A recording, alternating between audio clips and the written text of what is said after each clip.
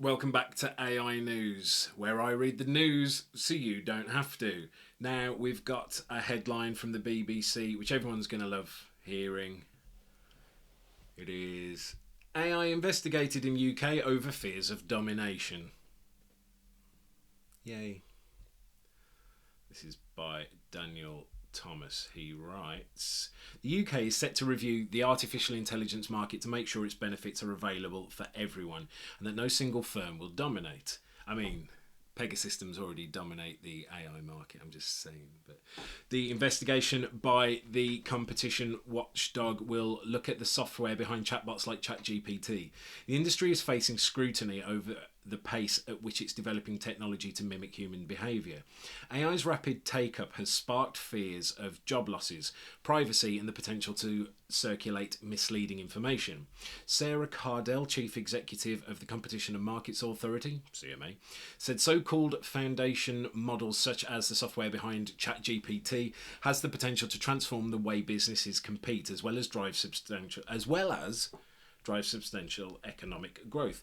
But she said it was crucial that the potential benefits were readily accessible to UK businesses and consumers, while people remain protected from issues like false or misleading information. The move comes days after Geoffrey Hinton, a man widely seen as the godfather of artificial intelligence, quit his job, warning about the growing dangers from developments in the field, which enables technology to create images or text that are barely distinguishable from the work of humans. Sir Martin Sorrell, founder of the advertising companies WPP and S4, told the BBC that AI would be an industrial revolution. Yeah. And another major shift in technology, rivaling maybe even more significant than the iPhone and similar developments.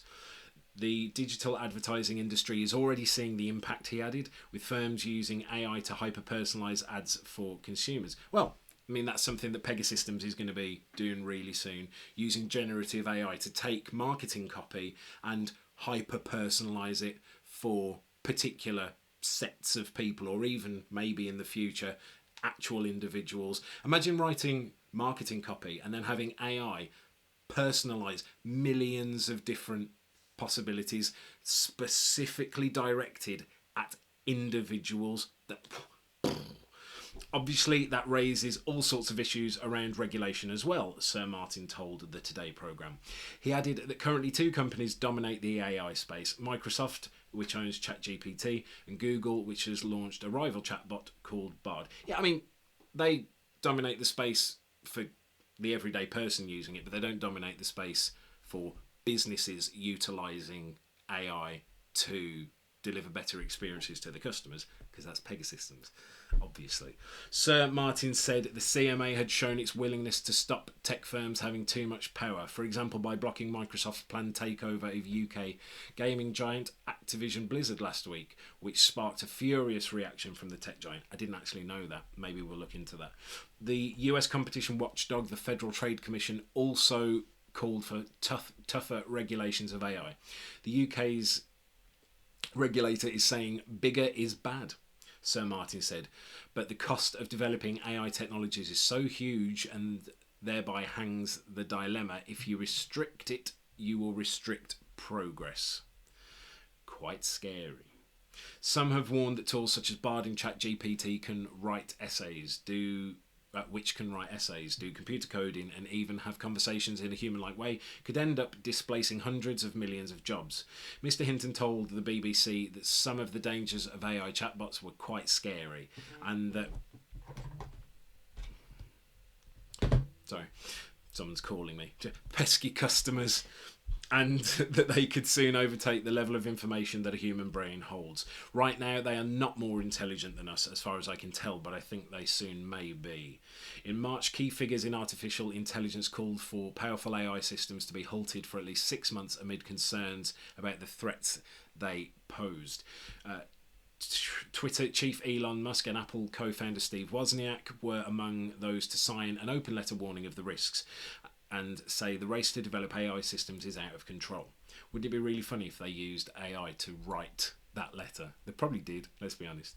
The CMA said The development of AI had raised several other issues, including safety, security, privacy, intellectual property, and copyright and human rights. The watchdog said it would specifically be looking at the impact on competition with a view to creating a set of guiding principles to protect consumers as AI develops. The heads of Google, Microsoft, OpenAI, and Anthropic are due to meet US Vice President Kamala Harris to discuss issues surrounding AI on Thursday. Reuters reported that the invitation to the companies included President Joe Biden's... Reuters reported that the invitation to the companies included President Joe Biden's expectation that companies like yours must make sure their products are safe before making them available to the public. I made it through. It is a really interesting point because, I mean, I can only talk about it from Pegasystems' point of view.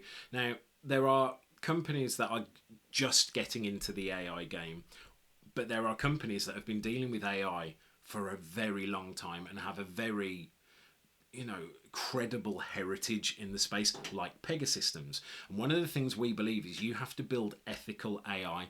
You have to build AI to not have biases, to do things in ways that are not unethical, which is obviously the antithesis to ethical. But creating systems that are just free to do whatever they want is probably not the right way to go, especially when you are creating things that are being used by millions and millions and millions and millions of people. I mean, like with Pegasystems, our software is being used by companies, and that's going to be hundreds, maybe even thousands of companies using Pegasystems software. And we know that their reputation is at risk from the use of our AI. So creating the software with very strict and stringent guardrails about how it can and cannot be used and how it makes decisions, I mean, it's something that we genuinely, fervently believe in. And it seems that there are some other companies right now that are, dipping their toe into the water without having their armbands on, let's say. So there you go. Make sure you tune in at 3 p.m. for the next segment of AI News.